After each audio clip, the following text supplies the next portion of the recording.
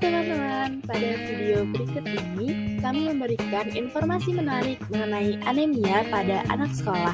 Yuk simak baik-baik informasi berikut ini. Jangan sampai ketinggalan ya. Tahukah kalian, saat ini anemia pada anak sekolah dasar masih menjadi salah satu masalah gizi yang masih banyak terjadi di dunia, termasuk di Indonesia, di mana menurut data dari Riskesdas atau Riset Kesehatan Dasar Republik Indonesia, pada tahun 2014 terdapat sebanyak 29% anak usia sekolah dasar di Indonesia yang mengalami anemia. Sebelum kita melanjutkan ke pembahasan berikutnya, kita ketahui dulu yuk apa itu anemia.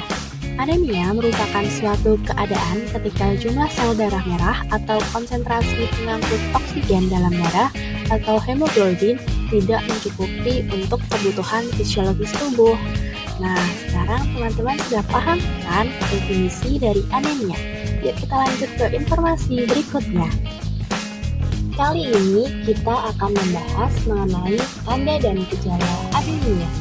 Gejala yang umum adalah 5L atau lesu, letih, lemah, lelah, dan lalai. Gejala lainnya yaitu kelopak mata pucat, bibir, lidah, telapak tangan dan kulit pecah, pusing, mata berkunang-kunang, serta nafsu makan turun. Faktor penyebab anemia. Yang pertama, kehilangan darah secara kronis seperti perdarahan.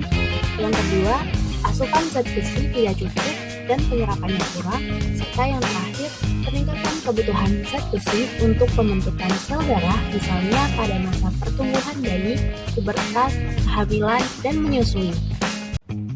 Ternyata ada dampak dari anemia juga loh teman-teman, antara lain yaitu gangguan tumbuh kembang fisik, rendahnya daya tahan terhadap penyakit, menurunnya kemampuan dan konsentrasi belajar, mengganggu pertumbuhan baik sel tubuh maupun sel otak, tingkat kecerdasan yang kurang dari seharusnya, serta prestasi belajar atau kerja dan prestasi olahraga yang rendah. Lalu bagaimana penanganan anemia? Berikut ini adalah 5 penanganan anemia. Yang pertama, pemberian suplemen zat besi dan vitamin. Yang kedua, pemberian antibiotik atau obat cacing. Yang ketiga, penghentian atau pergantian jenis obat penyebab anemia. Yang keempat, transfusi darah. Dan yang kelima, transplantasi sumsum tulang. Nah, setelah teman-teman mendapatkan informasi mengenai gejala, penyebab, dan dampak anemia, untuk itu kita mengajak teman-teman semuanya untuk bersama mencegah anemia. Yuk cegah anemia mulai dari sekarang.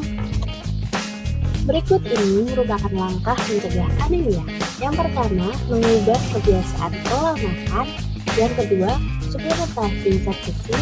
Yang ketiga, fortifikasi zat besi atau penambahan zat besi ke dalam bahan pangan.